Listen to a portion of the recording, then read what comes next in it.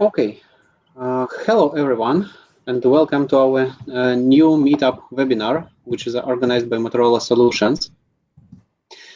Today we are going to share materials on our experience on migration solutions from on-premise to cloud-based, and it will be described based on several examples provided by our experts. So today's presentations will be, the first one, opening our meetup, is emergency calls in the cloud, leading by Roy Macy and Anna Jaworska. Roy is a director of product management in Motorola Solutions emergency call handling cloud products. He has huge experience. He was designing and building enterprise class products for more than 30 years. Anna is the product owner in Motorola Solutions, and she's leading multiple product modules in the emergency call handling cloud suite.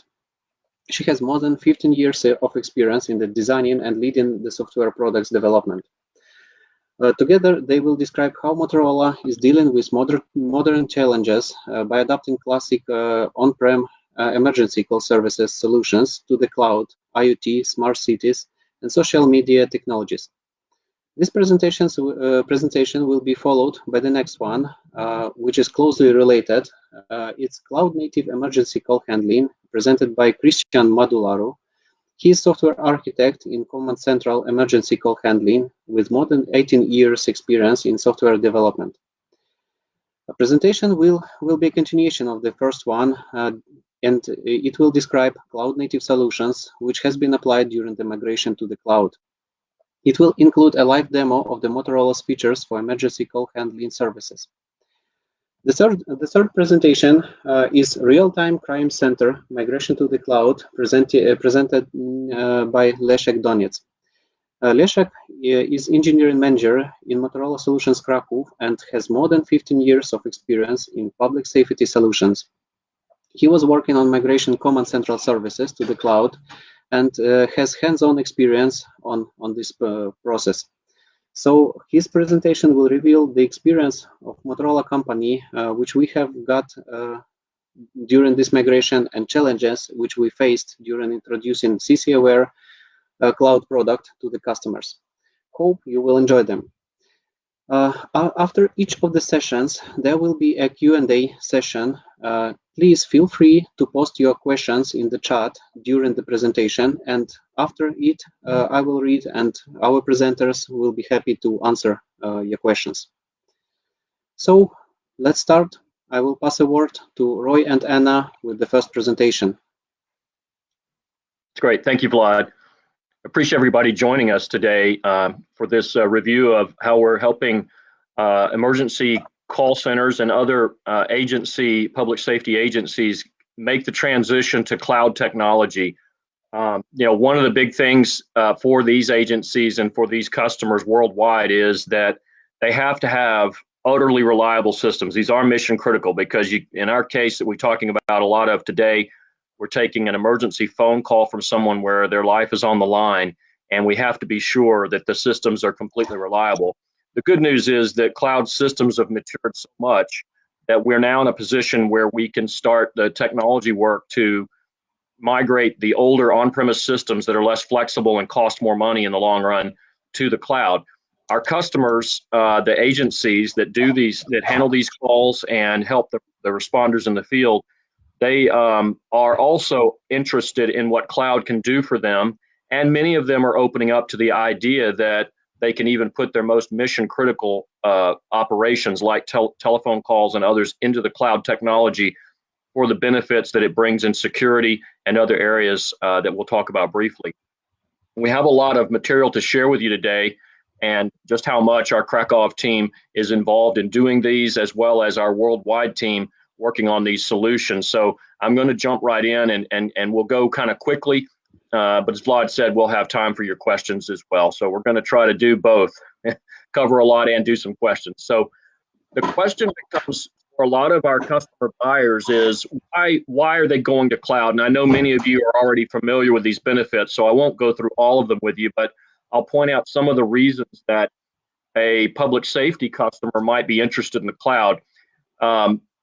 The first one on the far left is actually, I think, one of the least obvious ones, and that's why we mention it first. is it actually allows new information sources to flow in. Today, most emergency call centers, whether they're taking 112 calls or 911 calls, they are getting pretty much the telephone call and the location of the caller if they're fortunate enough to have that. And that's about all they get. And a lot of times the location is not reliable. So the information that can come in from various cloud sources and can be put up and made available through the cloud is much greater. And we're already enjoying some benefits of that. We won't talk about it too much today, but there's a lot of good information to help the public safety agencies. So someone still has their mic open. I think it'd be good if everyone could go on mute. That would be helpful. The improved information flow is a big benefit, and you'll see some of the specifics underneath that. IT simplification. This is a one that I think people are more familiar with. The idea that there's less IT required by the customer when they hand those operations over to the vendor. And we provide a world-class platform with our cloud partner. We use Microsoft Azure platform quite a lot here, and that it helps a lot with the budgets, the IT budgets for the customers. And then finally, cloud typically, is offered as a software as a service model, monthly or yearly subscription. That's the normal pay structure. But we also offer flexible payments where a lot of these agencies, again, these are each customer market has to be dealt with as it comes to us. And they often have their budget cycles not open to subscription. They are used to paying a lot of money. So we can do a mixture of upfront payment as well as subscription. So what kind of barriers are in the way of this choice to go to cloud for our customers? Well, one of the big things is on-premise integrations with critical systems. And my colleague Christian Madeleroux is going to talk about this a good bit, and Anna and I are also going to talk about this some, but Christian in particular has some good things to say there. But basically what you're going to see a theme in a lot of what we present today is software bridges between the on-prem systems and the cloud systems. So instead of telling the customers, hey, you just have to suddenly go to the cloud, Wednesday you're on-prem and Thursday you're in the cloud. Many of them won't accept that. Some will, but many won't. So instead what we're doing is we're working with them to take information from their on-prem systems and enhance it with cloud. Also, there's a lack of high-grade connectivity. Networks are improving very, very quickly, and we're counting on that. Things like Starlink and other initiatives are going to make connectivity much better, but it's not quite there today in some instances. So there's a challenge there. Established procedures with older applications. They've already learned how to do things with their older applications. So we use what we call a land and expand model. And we get them introduced to the cloud with things that are not as critical as the initial telephone call. We complement it with other cloud modules. A sense of control over the upgrades. A lot of customers believe that if they get to say when upgrades go in and how they go in and when the system goes down and when it's going to be back up, that they're in control. But in fact, when you look into those on-premise upgrades, many times they don't go very well. It's hit and miss. Sometimes they do, sometimes they don't. And really buyers, there's the best way to deal with this is to educate them to look at their actual results. What has actually happened when you've been in control of the upgrades and your IT is involved? And then have them compare that to what we can offer with the cloud when we do everything through one vendor and one process where it's always integrated in one way. Budget cycles, I mentioned this already about how they can be flexible on payments. So with that, I'm going to move on, and we'll bring in Anna Jaworska, my colleague in Krakow, and she'll be helping me describe some of the details of how we're implementing these specifics. Before we jump into her specifics, I want to give you a picture of what our call handling, or 911, or this can be 112 as well, what our emergency call suite looks like. This is kind of a busy picture, so I'm not going to go through every bit of it. But over here on the far left, we have a citizen out in the world with their phone, and about 80% of calls today are on cellular devices. They're not on landline phones, they're on cell phones, which makes some new things possible, right? The telephone call can still come in on its normal route in our transition plan. They can come in through the normal route to some of our existing on-premise 911 systems.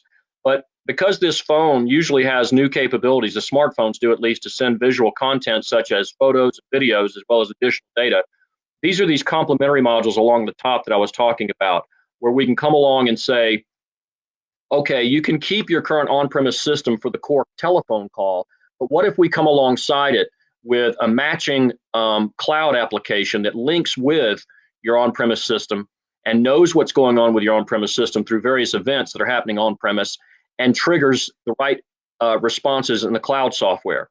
So we do that with accepting videos and photos, which would not be possible through the legacy telephone network. We can do that easily through the cloud, and we're doing that today with customers. We also can take the audio from the phone calls that we have here on premise and send it up to the cloud, where it's much easier for us to deploy sophisticated artificial intelligence engines that know how to transcribe the call. And so our AI engines will listen to the audio and transcribe it into text, which can be presented back to the telecommunicator within about a 2-second window. So we've got near real-time transcription of the audio back to text. And the telecommunicator, the 911 agent or emergency agent, can look at that and can say, okay, I see this, they've already covered some information with this caller, so I don't need to ask them the same questions again, or maybe I just need a reminder whether or not something happened at a particular address. So they don't have to, it helps shorten the call and it helps document the call. We also are using all this information from our on-premise systems to do an analytics module that will allow us to analyze call data over a long period of time. Again, eventually we're going to use artificial intelligence here to make forecasting possible. That will be very difficult to do with on-premise systems because they're so isolated. And then call handling and mapping. This is where this fourth box, and we hope to have time to get to this today, is where we're going to take the entire 911 system, and it will be all of it in the cloud, and there won't be any on-premise portions, or very little on-premise. So it's the flip. So the left-hand side especially is on-premise, and then as you move to the right, we get more and more cloud. So that is our roadmap for evolution for our customers. And I'm going to move on here a little bit. This is one of the modules I talked about. This is a module, the cloud module, that allows video and photo submissions to occur. This is just a screenshot of that. You can see the call details here. We got these call details from the on-premise system, but at the same time, we're able to take this video and photo information through the cloud and link it back to the call. So to the end user, they just see this as another screen in their application, even though it's being delivered in a completely different way. Same for the transcription module. Here's an example of that transcription I was talking about, where we hear the audio in the cloud and do the artificial intelligence transcription necessary. And then we play back the transcription to the end user as they're having the phone call. And they can go back through this. They can search for keywords in it. So like if a tattoo is a keyword, then they could find the word tattoo very quickly in here. If they were talking maybe on the radio, that oftentimes they're also talking on the radio to a police officer, and they can give his specific details very, very quickly. So I'm going to hand it off to my colleague, Anna Jaworska in Krakow, and she's going to take it from here and tell you a little bit more about how we're implementing this plan. Thank you very much, Roy. So let me start from Tim Berners-Lee quote, because I will tell you more about the data and how the journey from on-prem to clouds might be supported by data. So data is a precious thing and will last longer than the systems themselves. So while going from on-prem to cloud, we need to deal with the data that, as Roy mentioned, are originated in on-prem systems, just to help our customers not just sort of have a cutoff and go to cloud, but we're loading the data from on-prem systems. We're storing the data that are coming from this, let's say, hybrid solutions, and we need to prepare ourselves to store the data that are coming only from the cloud solutions. So I will tell you about the challenges that we faced during the last more than a year dealing with that topic, and I will tell you about some lessons that we learn on that experience. So we can go to the next slide.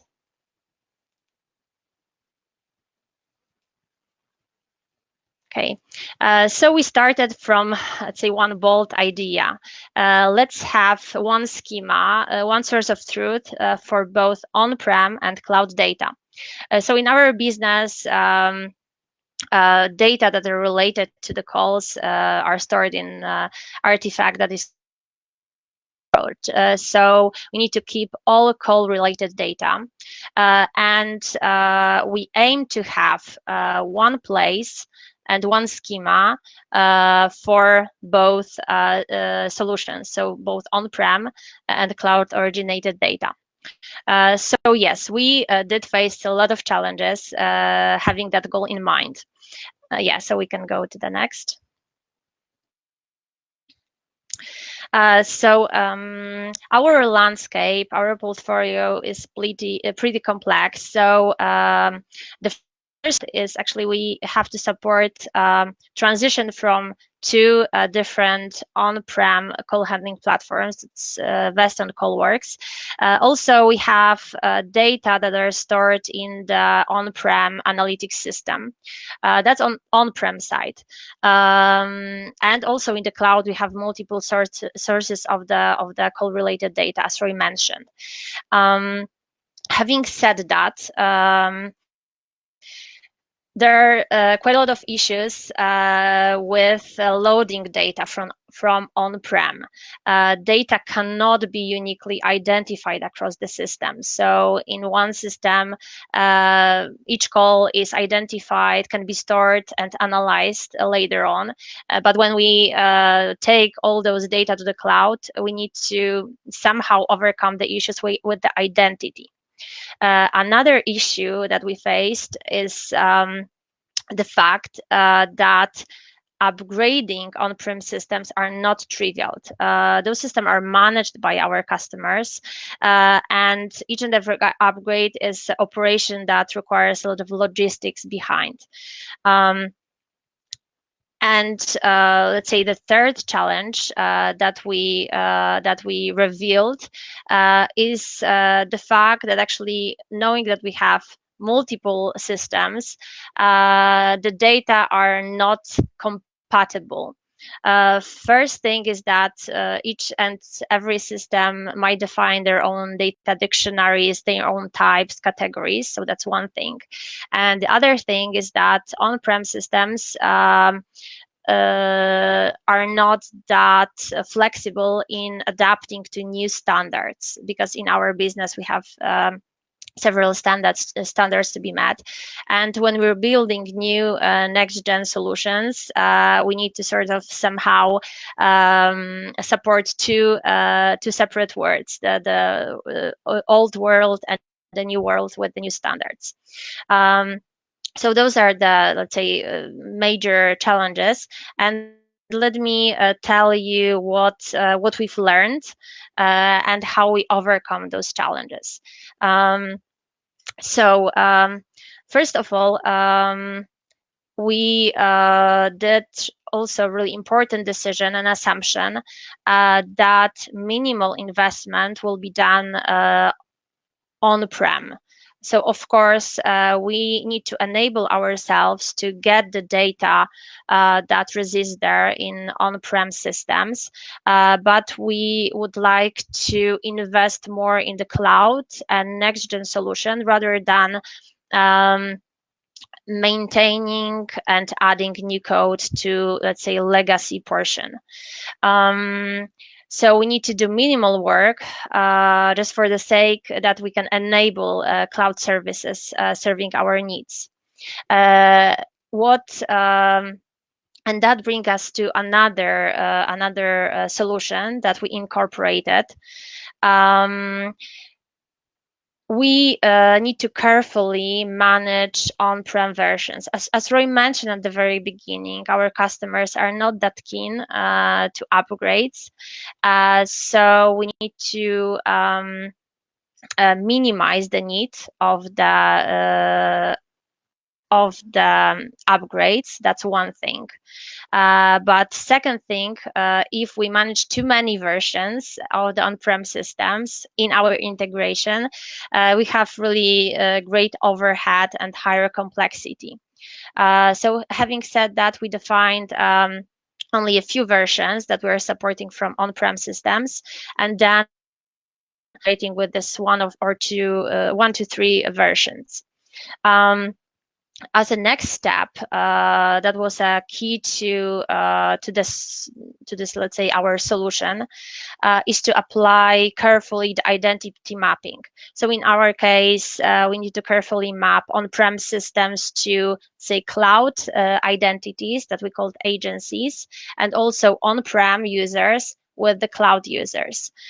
So here we had to invent a way that is quite easy for our customers to follow, so that we're not overloading them with too many, let's say, paperwork. And having said that, when we have this identity mapping, what was also critical for us is to well maintain correlation between on-prem and cloud data. So as Roy mentioned, for some use cases as transcription or as citizen input, we have voice call plus its metadata that are coming from the on-prem systems. But we also have a layer of the solution that resists in the cloud. So just to enable any data analysis, we need to properly correlate the call that is going from the on-prem with all the metadata that are originated on the cloud side. So those are several steps that enable us to actually develop the analysis solution. But what I would like to highlight here is if we would go with a lot of analysis, I bet that we wouldn't make it. So the key here was also to start small. Just to start developing the CDR schema, try using that based on the on-prem data, then learn and enhance. But of course, at the same time, keeping backward compatibility is a key, not to block ourselves. And having said that, what we managed to gain is reporting capabilities that can be used both from on-prem and cloud use cases. So, for instance, if we're thinking about the predictive reports, reports that will be that are based on machine learning algorithm, here the historical data are the key. So having historical data loaded into the cloud in exactly the same format as a cloud data, that enables us to have this really in-depth analysis.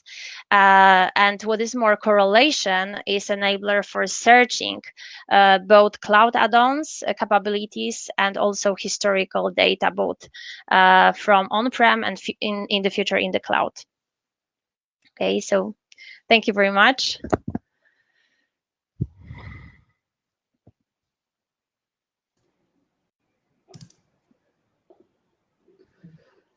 Thank you, Anna. Thank you, Roy. So that's all for the presentation number 1. We don't have any questions in the chat yet. So I think we can move on to the presentation number 2. Okay. Hello, everyone. My name is Cristian Medularu. And as it was mentioned also in the intro, I will focus today on the elements running in the running on-prem, communicating with the newly developed cloud hosted services and the protocols that have been involved in offering the set of features that we are currently offering. I will highlight some of the challenges that we have encountered and the solutions that we have found. And as mentioned in the intro as well, if time permits, I will do a quick demo of the new CC901 solution, the new call taking solution, and showing a live video stream coming from a caller. As a quick overview, every call center is generally composed of a front room and a back room, and the back room is generally where you have all your servers, and the front room is where you have the call takers actually taking calls. Now, when we are talking about the cloud migration, the functions and the functionality provided by the back room traditionally moves to the cloud. right? We don't just move the VMs, but that functionality generally moves to the cloud. And maybe not too much attention is being given to what happens to the elements that actually stay on-prem.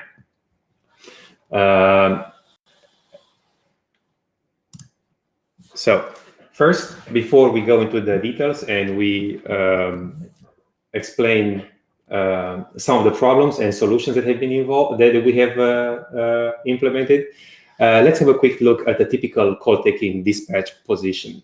So emergency call handling positions are generally composed of multiple PCs. Many times they originate from different vendors. And the pictures that you see here are taken from actual PSAP. And you can notice multiple keyboards, multiple mice. And that is because under the desk, you have multiple PCs. And on each of these monitors, like each monitor is generally driven by a different PC, and which is running, a different operating system, a different piece of software. That software is developed using different technologies. So some of them are older, Visual C++, Basic, .NET Framework, like Windows Forms, and the newer WPF applications. And in some cases, some older web-based frameworks. As far as the communication protocols are concerned, there is even, like for inter-process communication, some of them even use the old DDE-based protocols, the dynamic data exchange protocols. In some cases, these PCs are linked through or are connected in, they reside in different subnets because some applications have different security constraints or different security requirements. Some of them handle PII, personal information, personal identifiable information. Some of them do not. So there are different regulatory concerns there. Upgrading is generally seen as a disruptive activity, and it traditionally requires a field engineer to intervene. Essentially, they are functional, but the maintenance is a pain.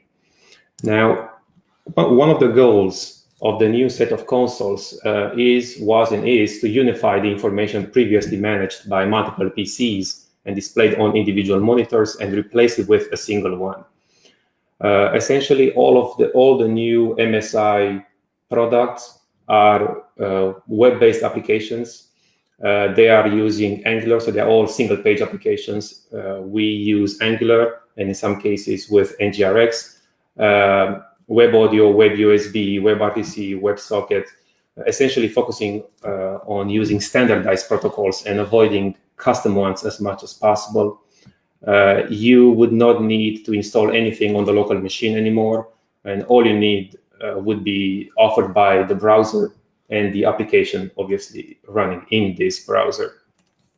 All the technologies and styles have been consolidated across MSI. There is, for example, a dedicated UX team for all the new MSI products. And there is also another dedicated team that is creating a shared set of libraries for all the styles and controls used in these new applications, effectively giving a consistent look across all the new MSI products. And you're going to see in my demo and in the next demos that regardless if it's a different application, whether it is a call-taking solution, the CAT, the Aware, even if they serve different needs, the look and feel is essentially the same. There is still going to be multi-monitor support, of course. There will be a single mouse, a single keyboard, basically a single set of peripherals. You will not need to concern yourself with multiple keyboards and mice. We will support, well, we are currently supporting both Windows and Linux. And essentially, all you need to have on your system is a Chromium-based browser, right? So right now it is Chrome, and the new Microsoft Edge. Officially, we support Chrome. Other browsers also work, but officially we support Chrome, or Chromium-based, I should say.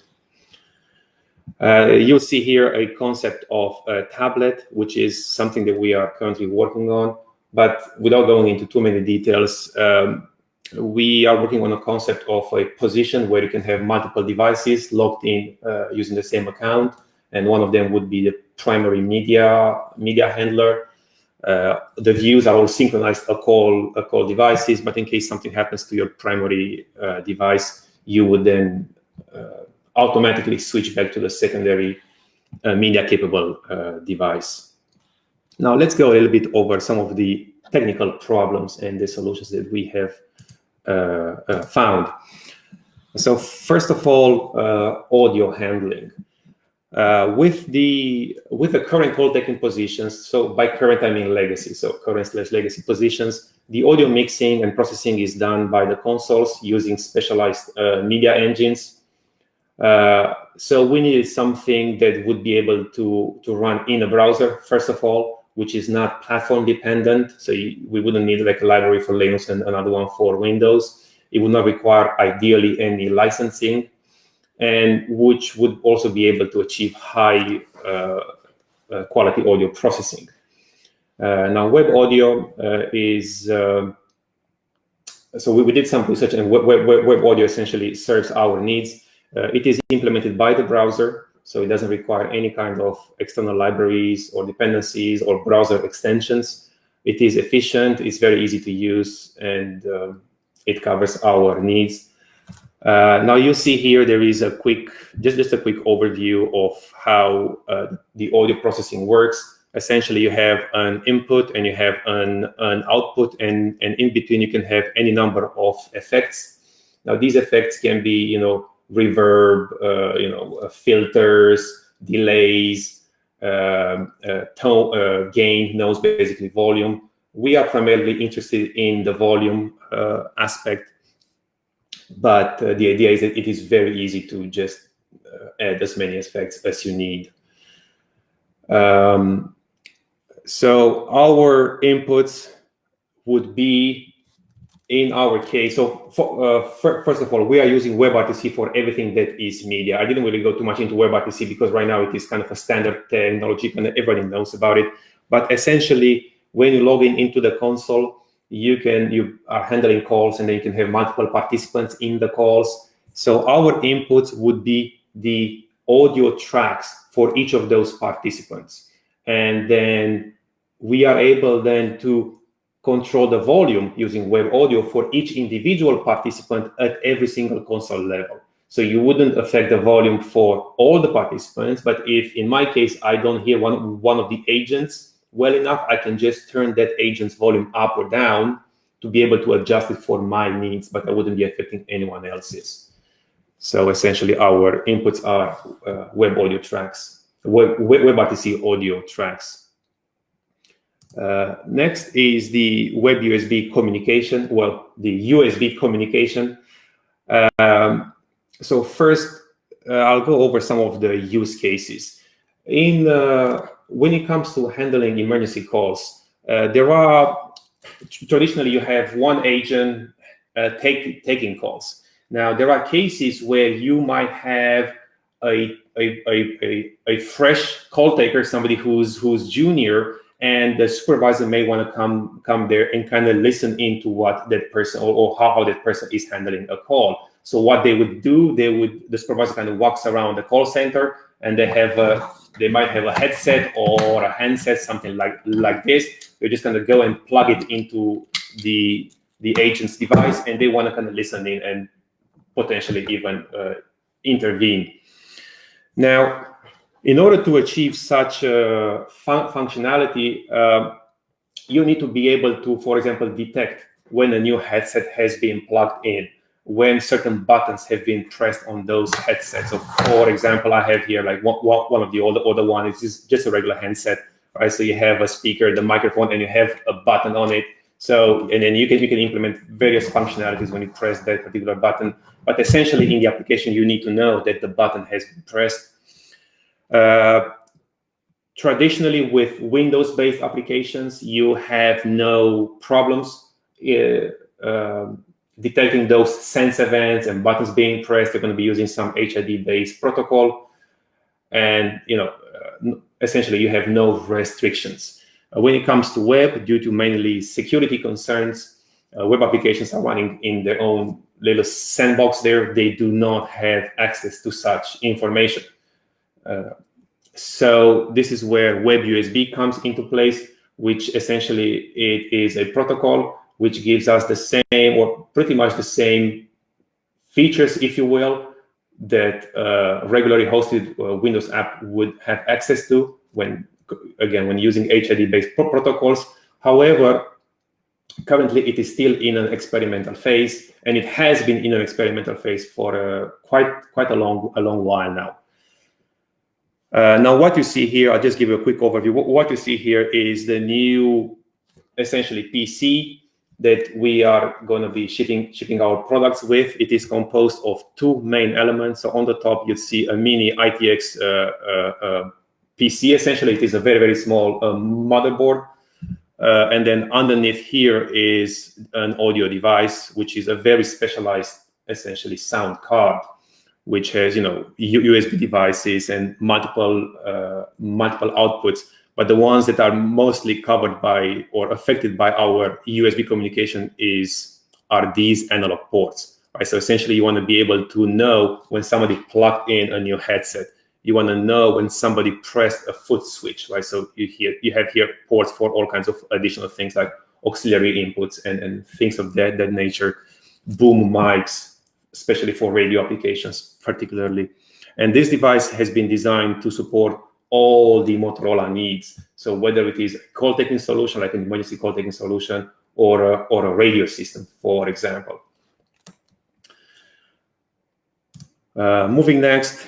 Now, legacy interfaces. The reality is that when we migrate to the cloud, not all the products will be migrated at the same time. So, for example, when switching from the current emergency call taking solution to the new one, there will still be legacy interfaces present on the site that we still need to interact with. In some cases, they use protocols not available to applications running in a browser. An example of such protocols would be CPREC and RS-232 for CAT devices. And the solution was to use this, I'm going to call it this mini cloud. It's obviously not a cloud, but it is an on-prem solution deployed, so I was saying on-prem, which would make the link between the new cloud-based services and the legacy interfaces. The two technology primarily involved here are Azure IoT Edge, which is running in an optional Kubernetes cluster, and we have different use cases where we are using the Kubernetes cluster and when we are not using the Kubernetes cluster. And the Azure IoT Edge offers a very flexible deployment and upgrade model. Now, at a very, very high level, without going into too many details, and I encourage you to go to this website here, where it goes into more details about the IoT Edge. But essentially, what IoT Edge gives you is a small platform on which you can run Docker images, right? And those Docker images can run essentially any kind of code you want. You can have code which has been written specifically to be run on an IoT Edge platform, but you could even take your own existing Docker images and just deploy them there. They would still work. You don't have to do anything special. So even if you have right now some services running in the cloud and you want to maybe have some backup or something on-prem, you can just deploy the exact same images on-prem, or I should say on this IoT Edge platform, and they would work. Okay, so without further ado, let's go and do a quick demo.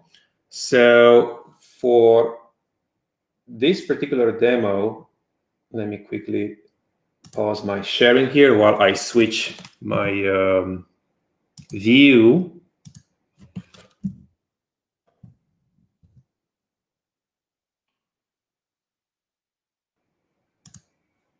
Okay.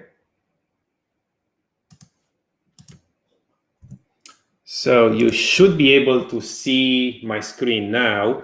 Essentially, this is the default look of the new Sys91 call taking solution. One thing that you might notice, of course, there is a map in the middle. With the previous solutions, the map was generally a third party, or even if it was a Motorola product, it was a separate app, or running on in some cases on different PCs. So you would have like the main call taking solution on one monitor, and then you would have the the map running on another PC on another monitor. So what I'm going to do here, I'm going to generate a call. So these are real calls. I'm going to use my phone right now. And by the way, this one runs in one of our development environments. So I'm going to make a call. We have a number of test call numbers. I'm going to answer the call. And essentially, I see the location of the call. Let me quickly mute myself here. Okay, so we have the location of the call and additional information. These are, for example, the volume controls. I just muted myself because I don't want to hear myself here. But you see, we can control the volume at participant level. Again, this is done using web audio. Now, the cooler part I want to show you is the ability to stream. And you can essentially stream live video or upload previously taken recordings or photos of some crime that may have happened. So what I'm going to do here is I'm going to send a link, which will go as essentially an SMS to the caller, and the caller would be prompted if they want to give access to their camera. And obviously, I will say yes. I will allow the app to access my camera. And what you should see is a live feed. Now, I should mention that due to our presentation platform right now, you're going to see like a choppy image, right? But the way I see it and the way the call taker see it is live. It is fluid. It's just like watching YouTube, right? So essentially, this would be, you should be able to see something. Yeah, there you go. Now I will release the call. As I was saying, you can also upload videos. Let's say if you saw some crime yesterday, you say you call 911, you say, hey, I took a video of this person, breaking into a car or something. Anyway, so without further ado, this is the demo. And thank you, everybody. Any questions, please? Thank you, Christian. So we will have one question. I will let myself to modify it slightly. So as I understand, the key point of the question is about virtualization on, let's say, on a local PC of the person who is working in emergency center. So do you plan or maybe have some limitations on your mind about virtualizing some of the functions which are currently in on-premise hardware? I think so. Yeah, go ahead, Christian. Well, I was trying to maybe understand the question a little bit better. So virtualizing which elements? So initial question was about the first legacy system which you have described, and using KVM hub to reduce number of keyboards and mouses and so on. But still, in our equipment, we have some parts which can be virtualized, and using only usual server, trivial server, or maybe some usual PC, having all these audio cards and so on virtualized. So do you see any limitations or maybe blockers on this way? Well, one thing, especially with the KVMs, from a technical point of view, they shouldn't be a big deal, right? But KVMs are generally not cheap. They're actually expensive.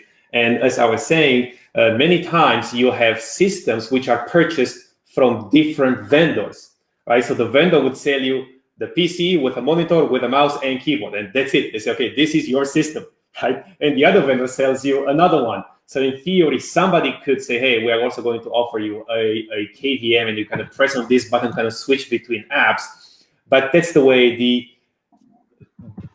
agents have been more or less trained to operate for many years now. As far as the virtualization and the audio question, so I'm not sure if the audio was referring to the actual audio device, but those devices are very, very specialized, right? And for example, they have a whole bunch of inputs that serve all kinds of needs. So you have inputs for foot switches that you use to activate, for example, a certain mic in radio. And you have all kinds of auxiliary inputs and outputs. So for example, one use case is this. Some PSAPs are not very busy, which means they get a 911 call or a 112 call, let's say once an hour. So what they do, and this is real, I'm not making this thing up. So what they do, they use this auxiliary input where inputs and outputs depending on the use case, but then they connect their tablets, right? So essentially they watch Netflix and they listen to the audio in the same headset where 911 calls would come. So the moment you get a 911 call, the device automatically cuts the auxiliary input and switches to the 911 application, right? So you wouldn't have to use your own personal headphones, watch Netflix, and you miss the 911 calls, right? So those would be some of the use cases for those specialized devices. Go ahead. Yeah. If I could jump in just 1 second, I know we got some other questions, but on the KVM question, that's a good question. But as Christian said, it brings us back to the problems with on-prem systems. Each of those vendors, you saw several applications on that picture.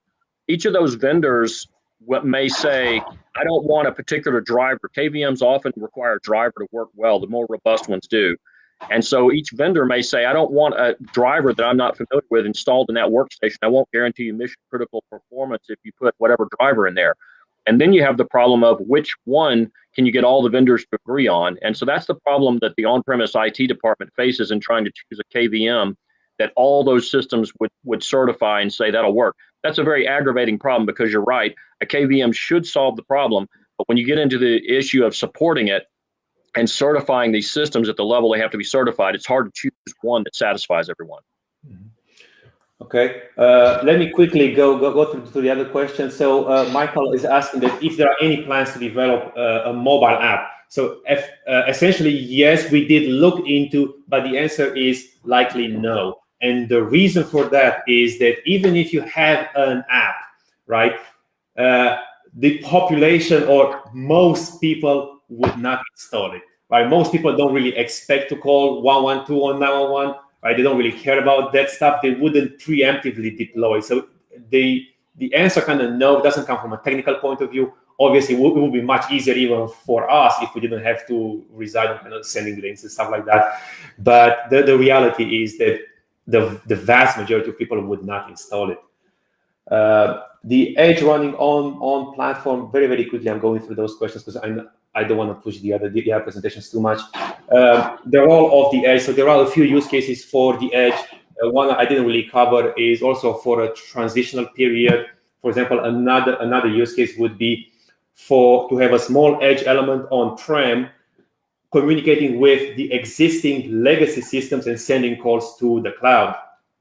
The other use case is the one I actually mentioned, where you get the cloud kind of sending information to the on-prem using the edge and then communicating with these legacy devices. But you don't have to have anything special for the edge to run in the edge. As a matter of fact, for example, when we did the original thing a couple of years ago, we were, and I was working on actually prototyping various use cases where I just took a PBX, like just a Docker image of a PBX. I don't remember which one I used, and just deployed it. And I took some Docker image of our existing services that are running in the cloud and just deployed it on the edge. I didn't have to write a single line of code. I didn't have to change the images in any way. And the images had no idea that they are running on the edge. It's just a Docker there, and orchestrated kind of runs. What is the link sent in the SMS? So, for example, the link in the SMS is not to an app. It is a temporary link to a web app, and that link is only valid while the call is going on. But essentially, it points you to a web app. That web app is trying to get access to your camera. There will be a pop-up from either the iOS or Android saying, hey, this app is trying to access. So I'm saying app, it is not a native app, it is a web app.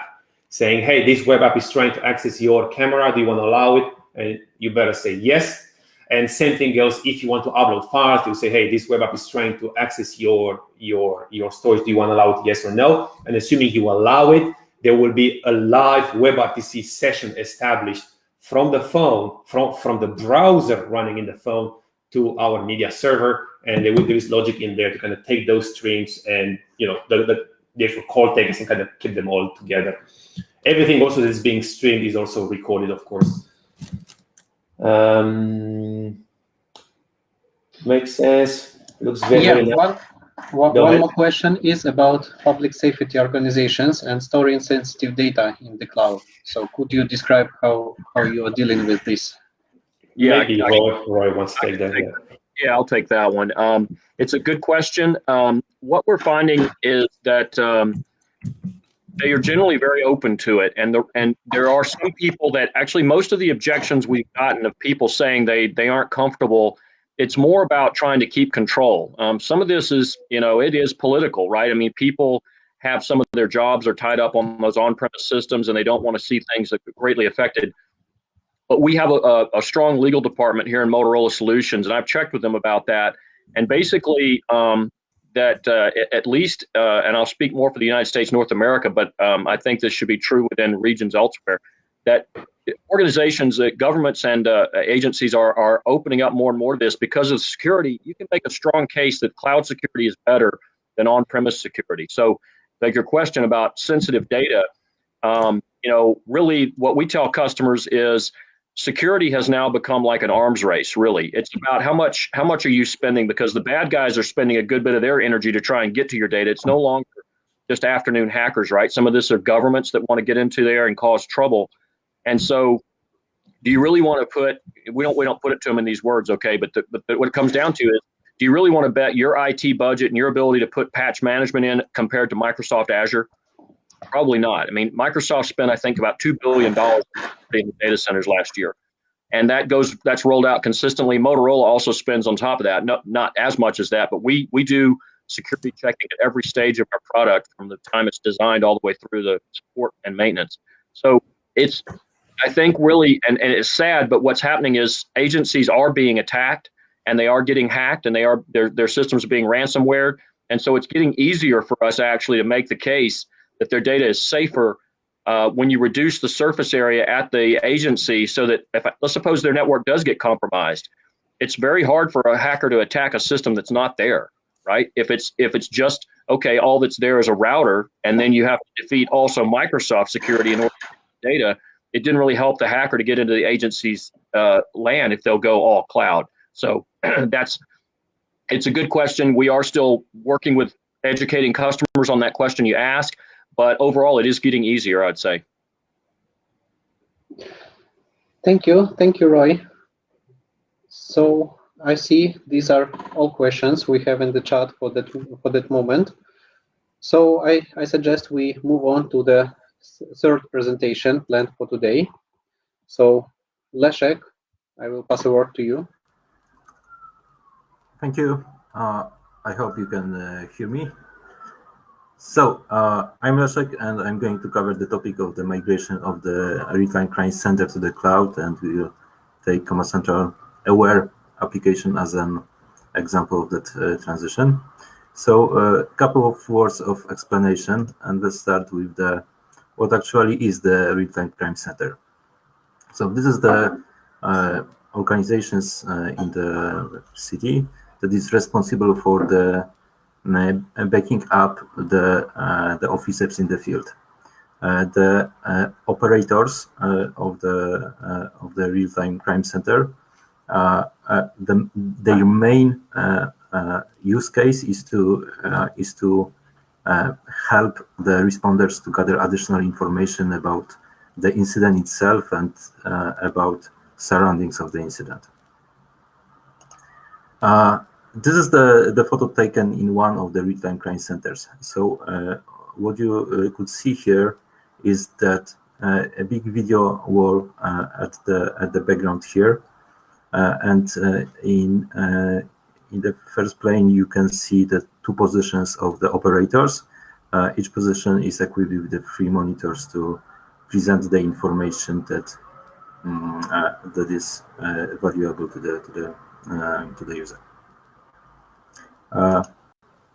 And what is Command Central Aware? So the responsibility of the Command Central Aware is to deliver information from different data sources to the operator in a single operational view. So we are presenting the different types of the information, and to be able to do so, we have different types of the modules that are presenting the data. One of the module is the mapping client that is responsible for the for displaying the data that is related to the map. So the example is the traffic layer, similar to what you have in Google Maps, for instance. Yeah, we are also able to present the current weather, which is very important for our users. We are also presenting the geocoded data, for instance, the position of the units, the location of the incidents, and for instance, the camera locations. The next monitor, very important, is the video monitor that is presenting the stream from the surveillance cameras located in the city. Our user is also able to operate the cameras in the means that they are able to rotate, zoom in, zoom out the view from the cameras, and we are also providing access to the recordings. We also have the incident monitor. This is basically event grid that presents details of the incidents and all other events that are geocoded or not geocoded. We are providing search mechanism, we are providing filtering to the events, and we also have here shown the radio network console, which helps our users to communicate to the officers in the field. Okay, so this is where our journey started. This is the Aware on-prem version. We have started transition to the cloud around 2017. What we have here? So as you can see, we have the Windows-based client. It was actually the WPF application. What is important here is that we had to support multiple monitors here, and the need is because of the amount of data that we are presenting to the user. So it's not possible to use only one monitor to present all that our user is interested in. On the server side, just a very simplified architecture of that. We have we had two boxes running VMware with 4 virtual machines in total, and for simplicity, I have split it into two kind of responsibilities.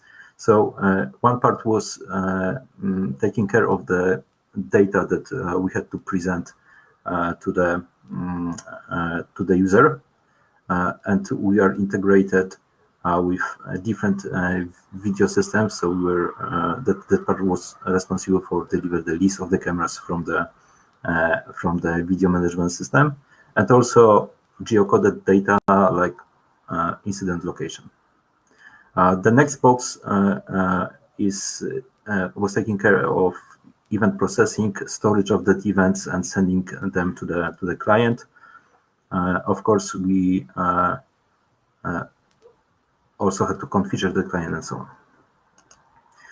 And then we started to think about migration to the cloud, and we had good reasons to do so. So first of all, we want to reduce time to market. So with our on-prem, we are using quarterly releases. It was quite long to deliver the feature to the customer. Also similar with the fixers. We were also thinking about lowering the cost of the deployment. With the previous solution, we had to every time we wanted to deploy new feature to the customer, we had to involve the deployment team to have them to provide support to the customer. We also wanted to move to the subscription model, so to have it easier for the customer to accommodate the cost of Aware and to switch from the long-term contracts for 10 years to something that will be much shorter. We also wanted to provide support for the mobile device. So it was not only about migrating the backend side to the cloud, but we are also thinking about moving the client application to the web client. And also the reason was to support the different systems and different devices. And we wanted to utilize the data that are sent by the third-party applications to be able to learn from them, to be able to analyze them and provide additional information to the Aware users. And last but not least, it was really cool for our developers to migrate to the new technologies. So it was also good for them. Of course, there were some cons for that, and for these presentations, I will focus about that issues and concerns we had and how we dealt with them. So the most important thing is how to convince our customers to the cloud-based solution, and we are going to cover that. We also wanted to have a multi-monitor solution support for that for the web client. The web client supports multi-monitor setup, and have solution for that as well. And the biggest part was how to deal with the integrations of the integrations with the video management system, because all of our integrations were requiring the Windows as a hosting operating system. So let's start with the first concern of our customers on how to and how to convince them to the cloud. So we want them to make sure that it is something that they will benefit from, and the features that we are bringing with the new version of the Aware is something that they are interested in, and it will balance the cost for them to learn a new solution, to pay for the new solution as well. So we decided that we'll provide them with the trials that will use the real production data, and to do so, this is the same architecture that I have presented before for our on-prem. What we have added here is the connectivity between the on-prem system to our cloud-based system. So you can see that we have extended the responsibility of the connectors. So they are sending data not only to the Aware server, our on-prem server, but also to the cloud. And thanks to that, we are able to feed the new Aware client with the real customer production data to allow him to have the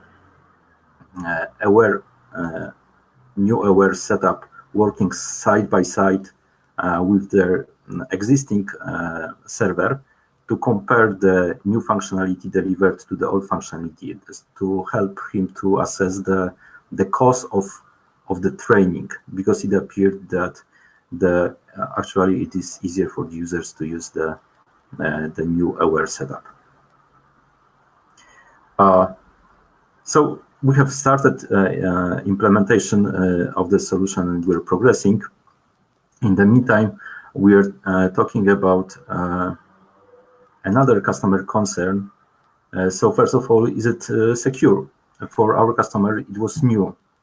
to migrate to cloud to have their sensitive data sent to cloud. So we have our idea to address it is to use Azure for our solution as a cloud provider, and we have done it because Microsoft was mature with their certification, with their support for the government customers, and basically that built a trust of our customers to the solution. Another thing was availability of Azure in different geographical regions, including Europe, including Australia, and so on. So it gave us a good start for expanding over to the different markets. There were some cons because the decision that we are going to use Azure was made when we have almost done the implementation of that. And it basically meant that we need to rework our backend services to have them working and deployed to the Azure environment. On the other hand, it was kind of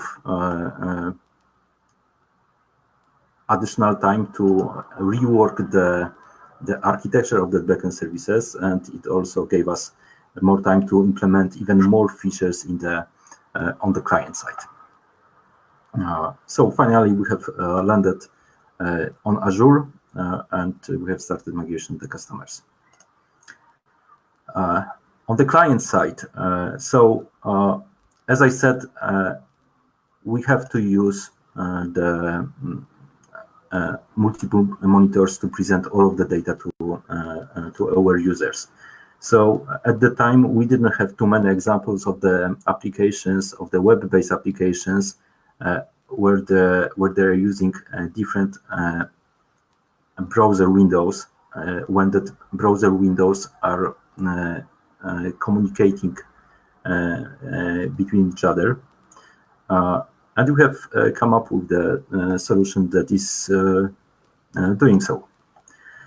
So we have implemented the protocol that helps different Windows browsers to communicate between each other. That protocol is using local storage for the communication.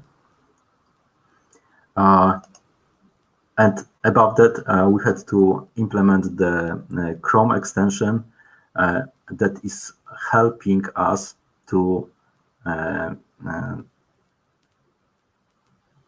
put the browser windows to the correct monitor in the same way as the application was configured when it was closed. Okay, now I will show you how we have it implemented. This is one part and the second. So what you can see here is the Aware Web Client. We are presenting map. This is our demo agency, so this is not a real customer data. We cannot show real customer data to others. We also do not have access to that data. What I wanted to show you is that communication between windows. So let me open a new incident monitor. It's here. You may see that we are able to arrange that windows as according to the customer or user preferences, and you are able to detach that monitor from the main window. The application needs to initialize in that new window. I hope you can see it well with the tool, but for instance, the protocol that we have implemented allows you to, for instance, when you select the device on one window, it is automatically visible as selected here on the main window, and that communication is not done through the cloud backend. It is done locally on the customer machine because it is much quicker. So this is how we have implemented the multi-monitor support for the web client. The next thing I want to discuss is the support for the Windows-based video integration. As I said, we are integrated with about 20 different video management systems, and most of them require Windows as a host for the SDKs that we have to use for the integration. So we also thought about transcoding the video from the VMS to the WebRTC streams or any other stream that we are able to send through the cloud or directly to the web-based browser. However, all transcoding caused the delays in the video processing, and because the PTZ operation, so the possibility of controlling the direction when the camera is pointed to, we are not able to introduce such delays. So we have decided to reuse the solution we had already implemented, tested, verified by the customers directly from the on-prem system.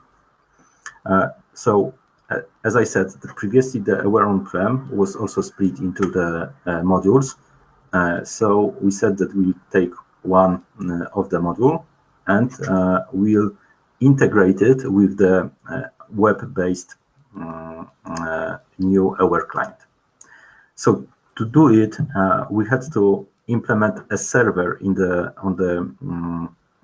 video module, server running on the local host with the REST API, and Aware web client is connecting to that API to be able to control the behavior of the web client. So first of all, we are able to configure the web client with that API. We are also able to start streaming from the specific cameras and so on. We have also implemented auto upgrades.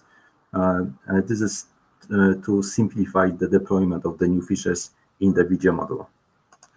And of course, we had to style it in the way that it looks similar to the web client. So we are giving a look and feel to the user that it is basically the same application. And let me again switch to the demo. So on the right side, you can see that the current video module. In fact, it is a separated application. We are trying to make it look similar to the Windows-based application.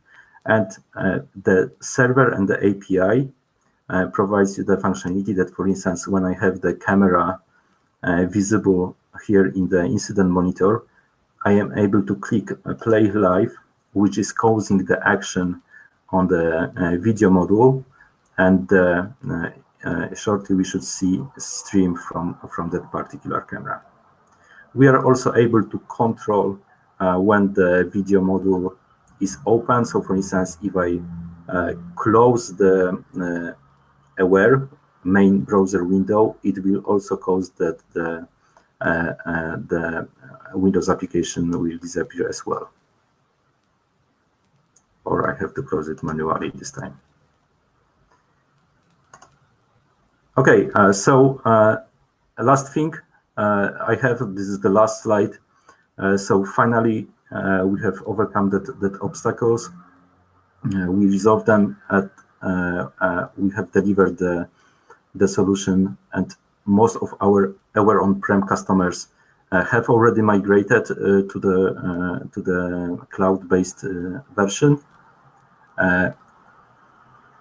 We also have new customers that joined us already with the new solution, and it also appeared that the cloud solutions these days works better for them right now, because they are able to use our software without leaving home, and it appears that this is important right now.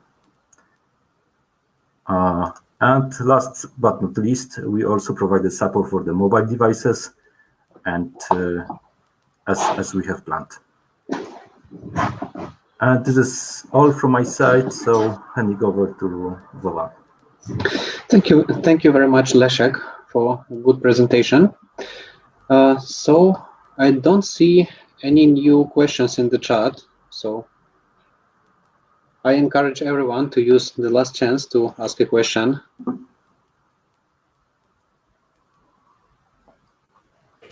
Can I maybe add some more details which are related to Aware? So, for example, somebody was asking earlier about use cases for the Azure IoT Edge. So we actually have one solution which essentially communicates with on-prem legacy systems, now one or emergency call taking solutions, takes those events using on-prem Azure IoT Edge deployment. There is a small module there, takes those calls, pushes them into the cloud, into the new CC911 solution, and from there they are being pushed to Aware, and you can see live calls from legacy systems showing up in Aware. Yes, this is one of the examples of integration between our Motorola applications from the Command Central family. Yeah.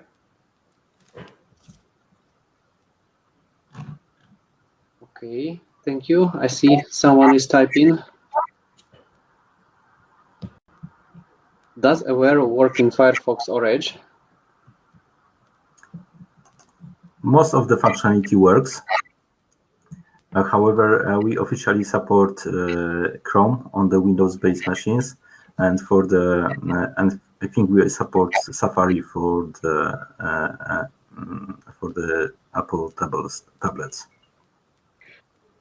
I would just add, we're increasingly using Chrome for a few reasons. One is just the technical benefits that it brings as a platform, support for WebRTC, and some of the other things that we're doing. That it's got a very good record of putting in multimedia support as well as high performance, good footprint. The other thing that's interesting is the new version of the Edge browser, I believe, uses the Chromium engine, and it's possible that we might, if a customer really for some reason needed to use Edge, which I haven't actually run into that, but it might be that we could run fine in that. We haven't actually certified with Edge yet, but we are using Chrome, and it does have good. Google has improved the security posture of Chrome, so like BIP certifications and things that we have to meet, it's starting to do that, and so it's a good platform for us. And we try to standardize that, because every time we pick up a new browser, it ends up being essentially another certification set of tests we have to run, and that adds cost. And when you look at the market share and the overall acceptance of Chrome, that's the platform we prefer, and at least for the workstations. Okay, thank you for comprehensive answer.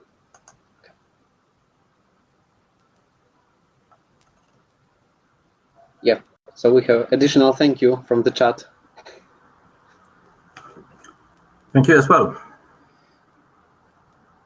Okay, so I think we may finish our meetup for today. So thanks everyone for joining. Thank you, Roy, Anna, Christian, and Leszek for great presentations. I think everyone had a great time. So stay tuned, and let's meet on the next meetups at Motorola. Thank you. Okay, Thank you very much. Thank Bye. you. Bye.